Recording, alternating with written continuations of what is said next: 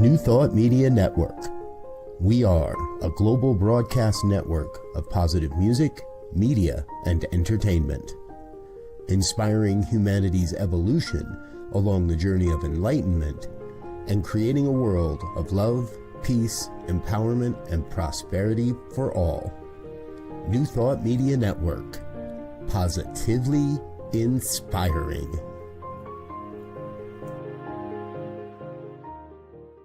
New Thought Media Network proudly presents A Science of Mind Saturday Conversations. Learn more about the Science of Mind philosophy, faith, and way of life.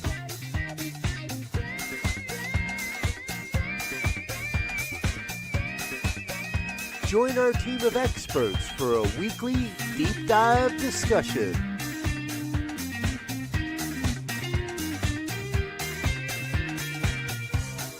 Come study the science of mind, chapter by chapter, and resources from the Science of Mind archives. Plan to join us every Saturday, 9 a.m. Mountain Time, only on the New Thought Media Network. Hello. Namaste and greetings, everyone. Hello, Wayne. So, who am I? Rev Dr. Ray. And today we will be talking about what? More about the science of mind. Well, first and foremost, let us thank my brother from another mother, Reverend Elzia, who last week, did you miss last week? Because last week he talked about what it does, right? Today we're going to talk about, well, how to use it. If by chance you missed last week, if you missed any weeks, make sure you go to the archives and tune in and watch. See, because the only way we're going to ever create a world that works for all is by putting the teaching to practice. So if you are ready, let me know. Put in the chat, say hello, say happy end of January, peace on earth, blessing the monks walking for peace. Let us gather. So people, let's begin. So where are we starting? Well, we're going to start with how to use it. Well, in order to talk about how to use it, we have to identify what it is. So first of all, it. Plain and simply, we are identifying that consciousness, there is only one mind, and that mind is God, and that mind is, fill in the blank. That mind is infinite, that mind is powerful, that mind is all wisdom, all intelligence, all creativity, all imagination, and that mind is your mind now. So the actual thing is, when we talk about, and we're going to dive deeper into this, when we talk about how to use it, how do you use your mind? How do you use your thoughts? How do you think the things that you think? You know, as the Scarecrow said in The Wizard of Oz, I would while away the hours conferring with the flowers, right? I would think a thought I've never thought before. Oh, in other words, he'd have a new thought. Okay, you with me? Okay. Then let's dive in and have a conversation about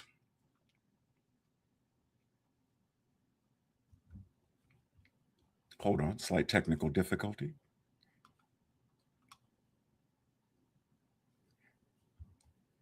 Robert, if you do not mind, can you advance the slide? I am having a technical difficulty at the present moment.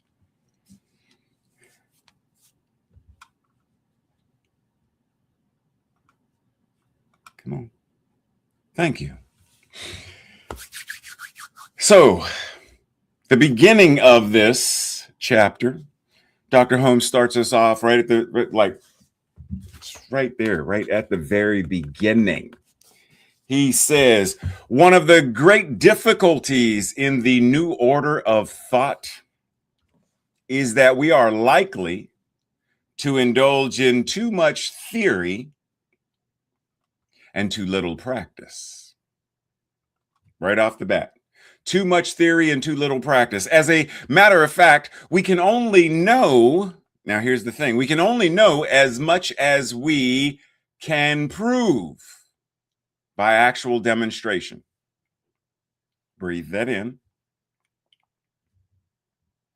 That which we can prove, or that which we cannot prove, may or may not be true. But that which we can prove certainly must be and is the truth. So, what can we prove? When we talk about this thing about ideas, so for example, and I'm going to, call on Reverend Dr. Robert Brzezinski as my example. There was a time where this New Thought Media Network did not exist. And then he had an idea that he put into practice. And as a result of the idea and the practice, what happened? This New Thought Media Network, a demonstration, an actual demonstration of how thought becomes form. How are we doing the same thing with whatever it is we desire to experience? Well, first, we have to know what it is that we want to experience.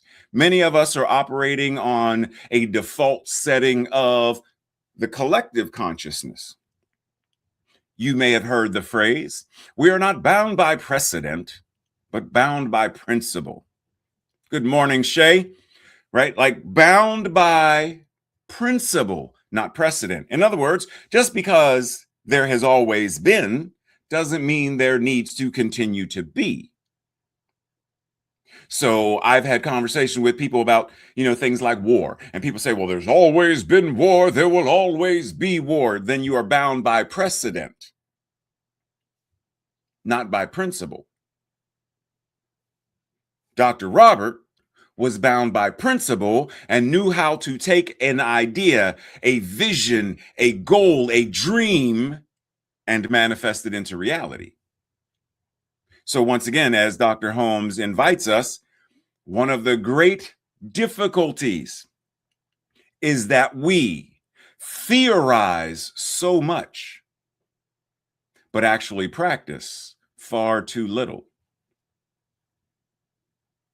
So are we ready to actually, dive in and indulge in what the actual practice consists of?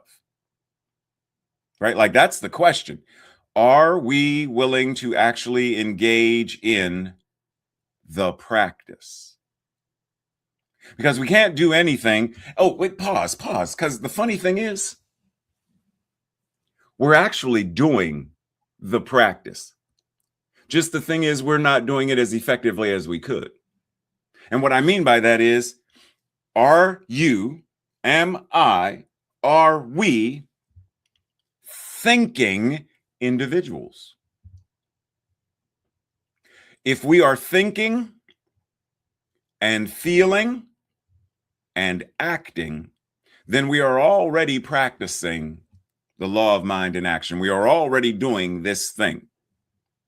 But are we doing it in the most effective way possible in order to create, in order to manifest, in order to demonstrate what we desire? A world that works for all. Peace on earth, goodwill to all. Health and well-being in my body, my relationships, my finances. If that's the case, then I must be responsible for my mental equivalent and how I am engaging in the practice of science of mind and spirit more actively, more effectively. Breathe. Dr. Holmes goes on to say, It is easy enough to rush about shouting that there are no sick people. And like we could go on with that because a lot of people do this. We could go on and shout that there are no sick people, there are no poor people, there are no on and on and on. Because, after all, it is all an illusion, right? No, stop with that. It is easy enough to go about rushing and shouting, there are no sick people. But that concept, that thought, that shouting will never heal those who are experiencing or appear to be sick. It is easy to proclaim that there are no needy people, people who are in need. Anyone can say this, whether they be wise or unwise or otherwise. We shall be compelled to do more than announce a principle, no matter how true it may be, right? We are called to live the principle, not just talk it. Many people are great with talking the talk, but when it comes down time to actually live it, to walk the walk, then it's more challenging. Dr. Holmes said in Sermon by the Sea, you find me 1,000 people in the world who know what religious science is and use it and live it as a way of life. And I myself will live to see, and he didn't say a world that works for all, but he said it in his own way. And I myself will live to see a new world, a new heaven, and a new earth here. Find 1,000 people who know that and use it and live it, and the world will no longer be famished. Now, I don't know if he meant literally 1,000 people. Could have been a figurative thing, and that's neither here nor there. The point being, when we reach a tipping point of people who not only know what it is, which isn't it interesting that if you ask the average person within CSL or New Thought in general, what is New Thought? What is CSL? What is science of mind and spirit? Many times we go into what it's not. And if you ask 100 people the same question, very easily you may get 100 answers that are so different that you don't even realize they're talking about the same thing. Now, I'm not, proposing the idea that we should have a standard statement. But what I am proposing is if you ask 1,000 chefs, what is a burger? Their answers are going to be similar enough that no one is going to think one is describing salad. So what does it mean to know what the teaching is, to practice it, and to live it as a way of life? How do we get to that space? And therein lies part of the difference between, we could think about a martial artist, we could think about a dancer, a painter, a sculptor.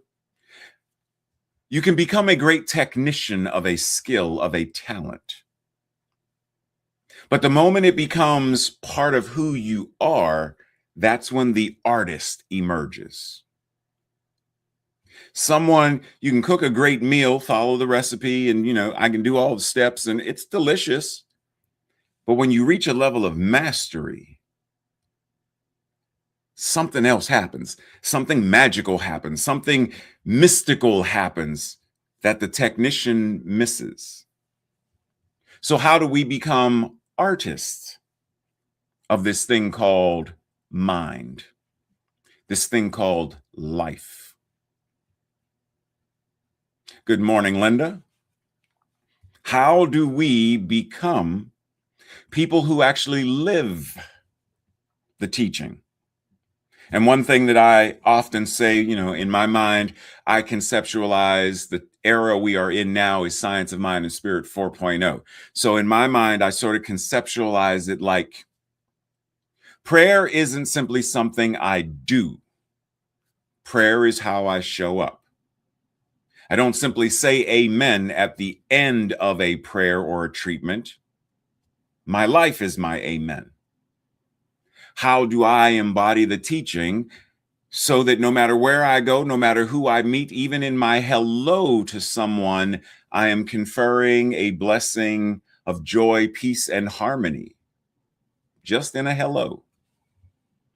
How can we engage in the teaching to that degree is our invitation. It has been proved that by thinking correctly and by a conscious mental use of the law, we can use it to do definite things for us, through us, by us, and as us. This has been proven. What did I say about Dr. Robert? It has been proven that the mind and access to the mind and embodiment of and taking action brings about a cause that is definite. Dr. Robert didn't have the idea to say, I'm going to create a new thought media network, and in 6 months, he opened a restaurant that sold vegan burgers. What? No. I have an idea for a media network, and what was created? A media network for a definite purpose. And Linda said, I know healing is. I have known and experienced this. That means Linda has proven it for herself. There is a definite experience of what she's referring to. So how can we also experiment and explore with this thing called mind, called thoughts, called beliefs? How can we have a definite idea? And the definite idea, because oftentimes we'll say things like, well, don't be so attached to the thing, right? And I'm gonna keep using Reverend Dr. Robert Brzezinski as my example today, because I love that man. So I can guarantee you that as he's forming the idea, New Thought Media Network, if the opportunity to say, well, let's make it a streaming platform, across all major networks, CBS, NBC, ABC, BBC, everybody see. And here's your stream of income. I can guarantee you, as long as Dr. Robert is allowed and permitted to maintain his integrity with the teaching and the integrity of the shows and all that was his vision and dream, you have complete control over that. You retained all of the rights, and yes, because we want to be in more homes, in more cars, on more phones. So he would not say, but my vision was just this thing on the internet. Well, no, because I know him well enough to know his mind is always morphing and growing and expanding, because he is a demonstration of what it means to be open at the top. How can we also practice the same concept? That's why I put the graphic of the young woman in the laboratory, this laboratory of life. How are we exploring and experimenting with our thoughts, our emotions and feelings, our actions, in order to demonstrate we know what we're doing. We are doing it consciously, purposefully, and effectively. By conscious thinking, we give conscious direction to it. But what was it again? Mind, creation, imagination, the vision. We give conscious direction to it. And it, consciously or unconsciously, responds to our advance along the line of our conscious or subjective direction. So I'm sure you've probably heard the phrase before: energy flows where attention goes. So where is our attention? Is our attention on peace? Then that's where the energy goes. Now, that is not an invitation to deny or bypass or engage in metaphysical malpractice or metaphysical malfeasance. It is an invitation to recognize, in the same way we as metaphysicians, we are invited to do the same thing that physicians do. A physician sees the patient in the condition when they are in the ER or the OR. There's a shark bite. They don't ignore it and say, there's no such thing as shark bites. There's no such thing as injuries. They see it for what it is, while knowing and having the vision of how do I direct conscious direction of my mind, my thoughts, my awareness and knowledge of human anatomy, and direct it through my body into purposeful and directed action to heal and help, suture, etc., whatever the patient needs. How are we invited to do the same thing? Because it must and will, because it already does, will respond to everyone, because it is law, and law is no respecter of persons. In other words, like we know the law of gravity, law of flotation and buoyancy, laws of thermodynamics, they don't care.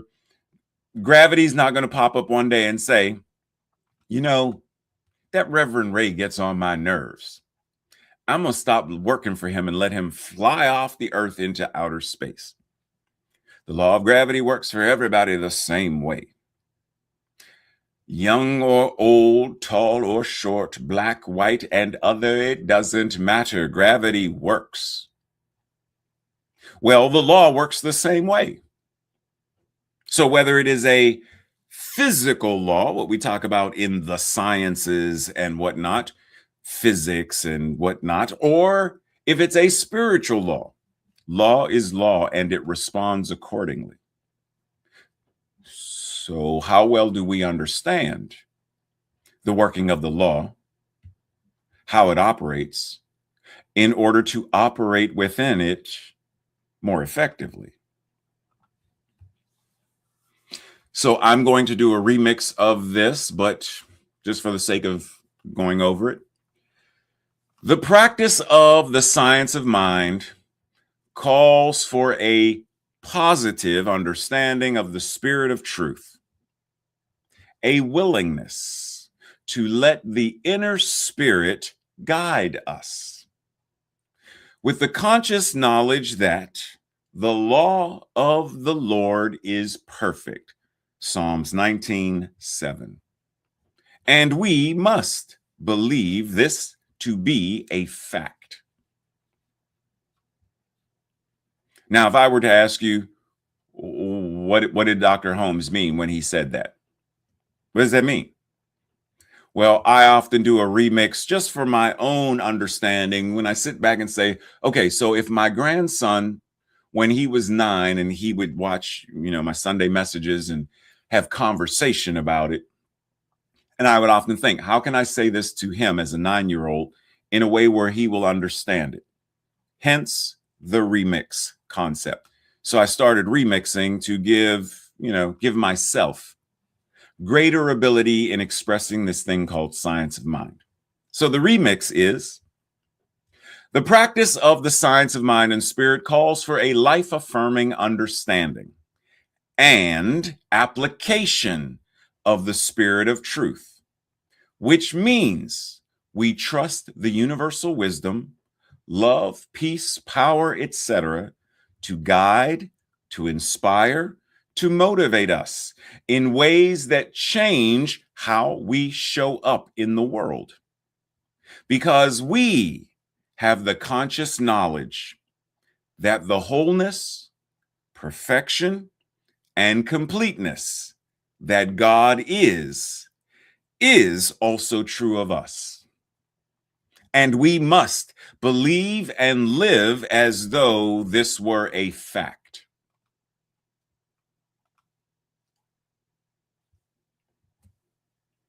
How many of us are living, moving, and having our beingness as though our wholeness, perfection, and completeness is, without a doubt, a fact, no matter what?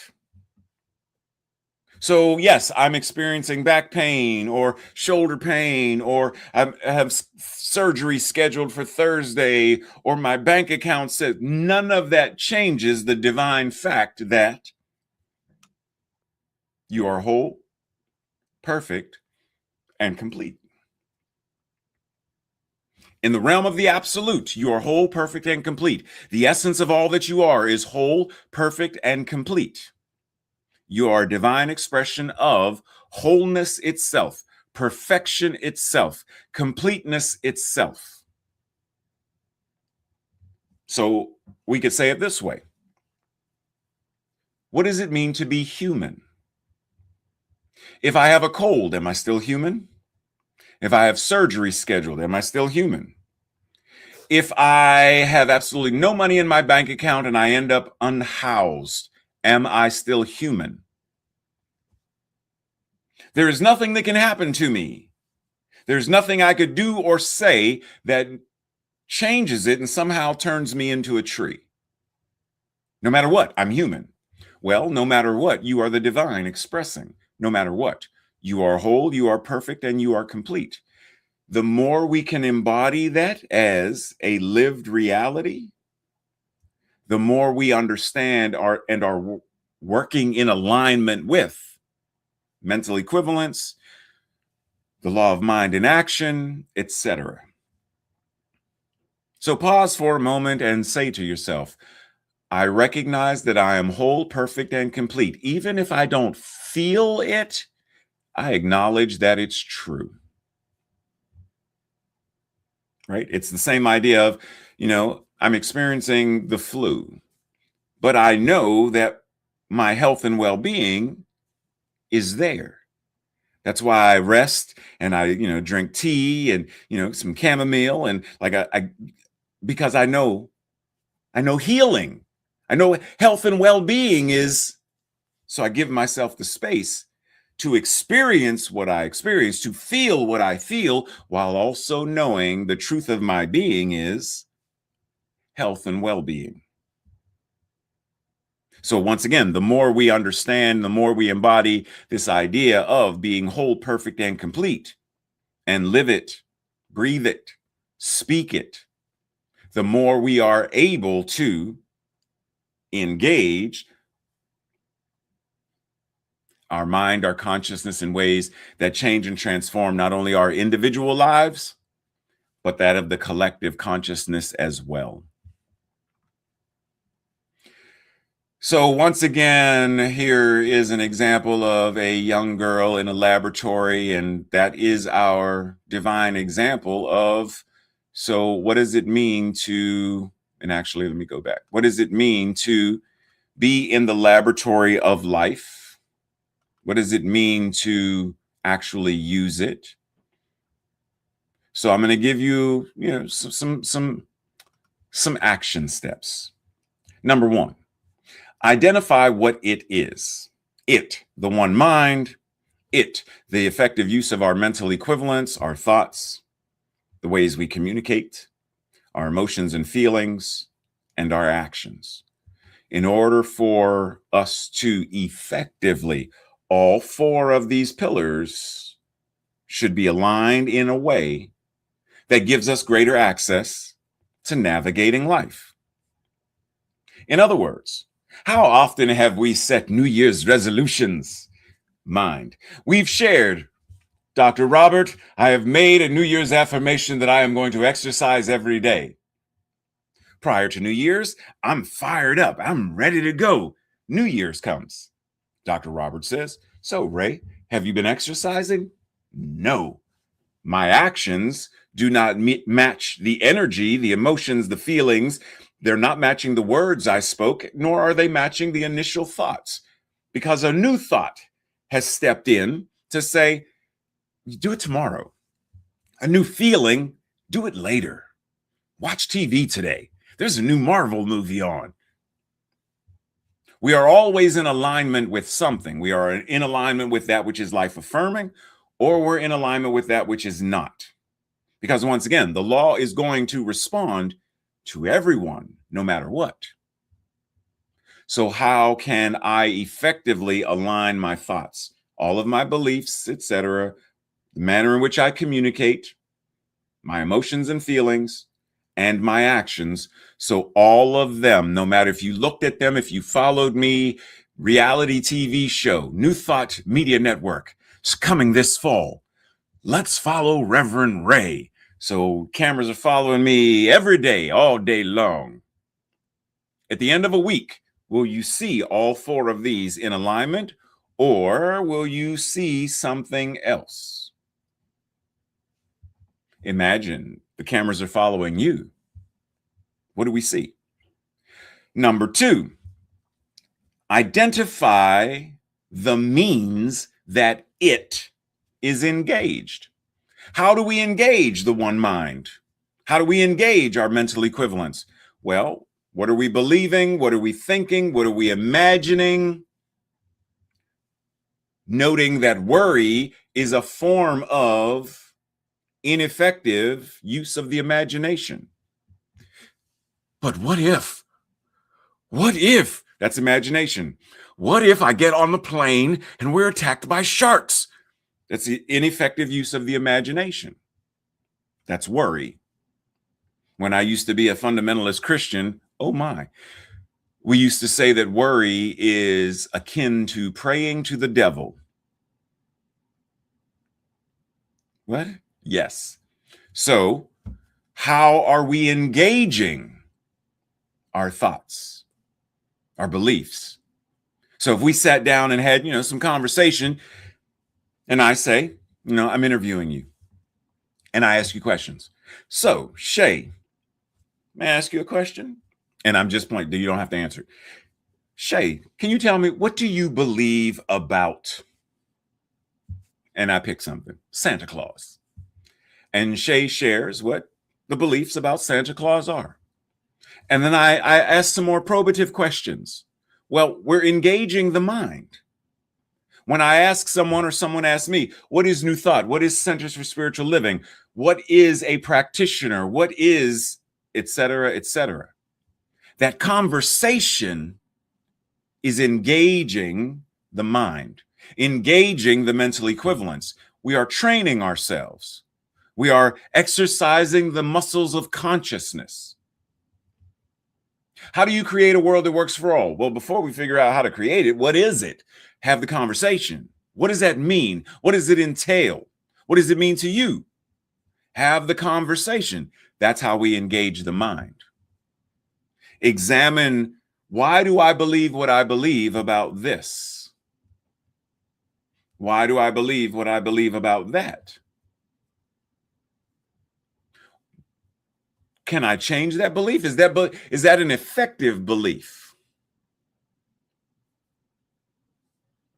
Never really thought about that until now, right? Like that's the goal. Number three, how do we discern between effective and ineffective engagement of it?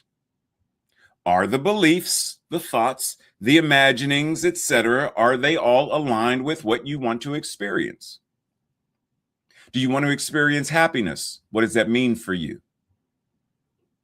What does happiness smell like, look like, taste like, feel like for you? Now let's reverse engineer it.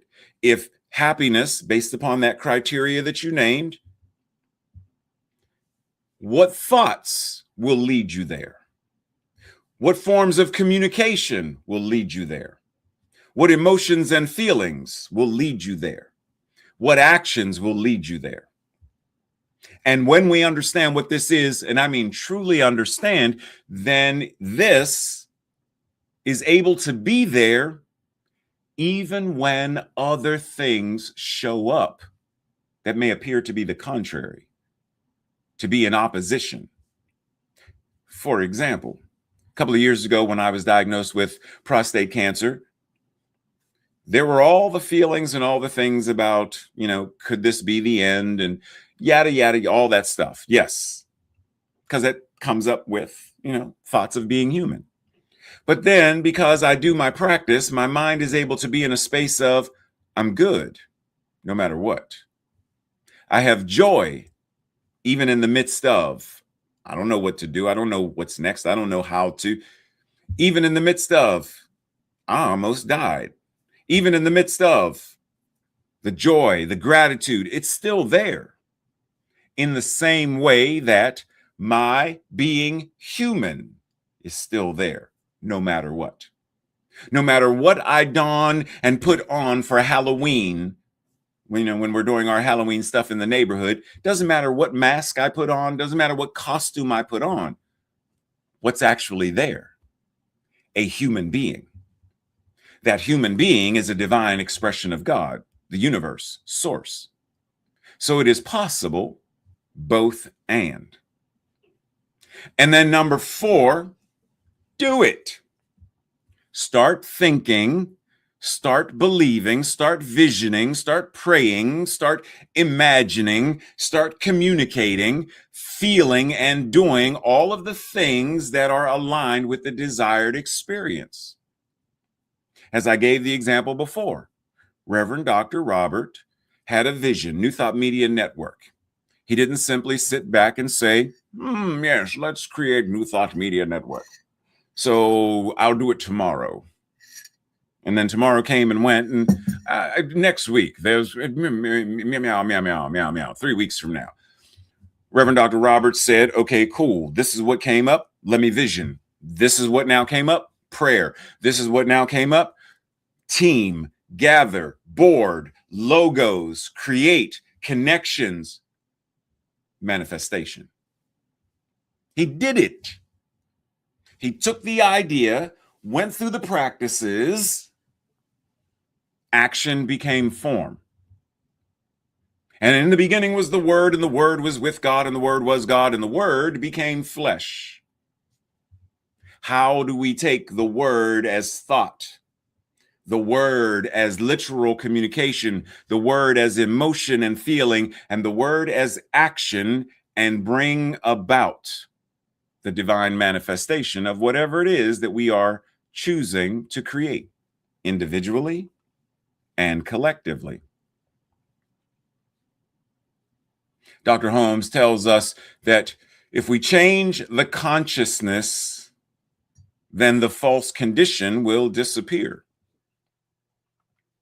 For example, change the thinking that caused whatever, and the whatever will disappear. In the same way that we can say, well, what is causing the leak? Change that, and the leak will stop. What is causing the fever? Change that, and the fever will stop. What is causing the headache? Change that, and the headache will. What's causing poverty? Sexism, racism, hatred, war? Change that, and it will change. Change the consciousness that is creating, perpetuating the conditions, the effects, and the experiences, and they must also change. Right? We already do this. We do this every day. We change things in order to eat something different, in order to wear something different, in order to say different things. We already do this. The thing is, we tend to not apply it to things like poverty, racism, sexism, hatred, xenophobia, etc. We tend to do this with things like parking spaces and green lights and princes and princesses, palaces. We tend to do it with the stuff that's like, oh, cool. But what about So the invitation is, yes, do for whatever it is that you desire, but let's also do it for the collective so that we collectively are stepping into an era of a world that works for all. Let us analyze this. Dr. Holmes says, there's this person who finds himself impoverished. He wishes to change the condition. He knows it is not in accord with the ultimate reality that, the spirit imposes no limitations. He knows this. Therefore, he knows that the apparent limitation, the apparent condition, has no real law that supports it. It is simply an experience of consciousness. Even though the experience may be physical, he wishes a definite result in the opposite direction. The opposite direction being what? He finds himself impoverished. The opposite direction in abundance and prosperity, etc. That's okay, cool. I got you. But then what? Then, first, he realizes that the law of life is a law of liberty, of freedom. Pause for a brief commercial announcement. This is one of the reasons why we say that science of mind and spirit and new thought in general is a liberation theology. That line right there, the law of life is a law of liberty and of freedom. That is liberation theology. Now, back from our brief commercial announcement. The person now states that this law of liberty is flowing through him and into all of his affairs. But the image of limitation persists. Here is a definite contradiction of his statements of freedom. Right here, he must stop and declare that these images of limitation are neither person, place, nor thing. That they have no power, personality, nor presence, and therefore no real law to support them. Pause, let's check in. This is not saying that there are not people and systems in place that cause harm. There's a system in place that lets the wealthy 1% take advantage and live off of the backs and burden and work of the other 99%. There is a system, a caste system of wealth that exists. But what this is saying is it's not a thing unto itself. In the same way that in the Christian teaching, generally there's the idea that God is in heaven and Satan is in hell, and God's in charge of all of the good things and Satan is in charge of all of the bad things. There is no God of impoverishment. There is no God of poverty. There is no God of lack and limitation. There is no person sitting somewhere pulling all of the levers that control. That doesn't exist. This is why someone like Harriet Tubman, in the midst of a system of enslavement, liberty and freedom, and not just for herself, like a good Samaritan, she returned to bring liberty and freedom to others. So once again, just want to reiterate. So where are we now? So next, the person, he does not believe in them, right? And they cannot operate through him. They can't. This person is free from their influence forever. He then begins to fill his thought with the idea of faith. And once again, it's important to be mindful. It's life-affirming faith. Because non-life affirming faith is actually a thing, and it creates the opposite of what we desire, just like worry does. The expectancy of good and the realization of plenty. He senses and mentally sees right action in his life. He puts his whole trust in the law of good And it becomes very real to him as he definitely speaks it into being. What was that I said earlier? In the beginning was the Word, and the Word was with God, and the Word was God. And okay, so keep that in mind. He speaks it into reality, not just with the words, but with the ways that he lives. We speak with our actions, right? Have you ever heard a picture is worth 1,000 words? So an image, how we show up, can also speak. So he speaks it into being, into his being and into the being of his affairs. He denies anything and everything that contradicts this realization of truth. As the primordial word of the creator or of creation itself is the only thing which explains creation, so every person's word, your word, partaking of this original nature, as it does, must reproduce the creative function in their life, in your life, at the level of their consciousness, your consciousness, of one life back of it, in, through, and as all. We do not put the power into the word, but we do let the power of the law flow through it. And the one who most completely believes in this power will produce the best results. So pause for a second. Once again, let's go back to my example of who? Reverend Dr. Robert Brzezinski. Here's Reverend Dr. Robert. I'm going to create New Thought Media Network. And here's Reverend Ray. And Reverend Ray is, I'm going to make a movie. Okay. Reverend Dr. Robert does all of the things, mental equivalent, prayer, visioning, meditation.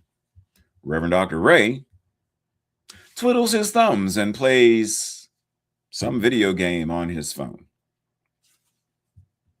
Because Reverend Dr. Robert believes in his mind, believes in the law of mind and action, believes in his divine power. Reverend Dr. Ray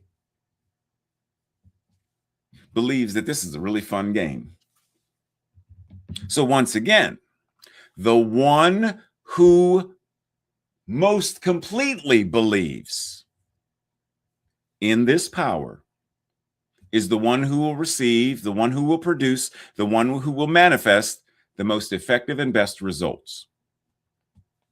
If one doubts their ability to give an effective treatment, then they should specifically treat for themselves to remove this doubt. Now, that may seem circular. Well, if I doubt my ability to treat, why am I treating for myself? Therefore, I say, then meet with a trusted practitioner or minister and work with them to remove the doubt. Because it is difficult to believe you can do a thing if you don't believe you can do a thing. And so we should treat until we get results. Treat. Engage in the practice until you feel whole, perfect, and complete, until you know you are whole, perfect, and complete, until you have the loving relationships that you desire, the peace in your life, the whatever that is, treat until then. Isn't that what the monks are doing, walking for? They're walking for peace, no matter what. Rain, snow, heat, sleet, hail, injury, blisters, pain. They walk. Do we walk? No matter what. Treat until we get results, until there comes into our objective experience the actual outpouring of our subjective words.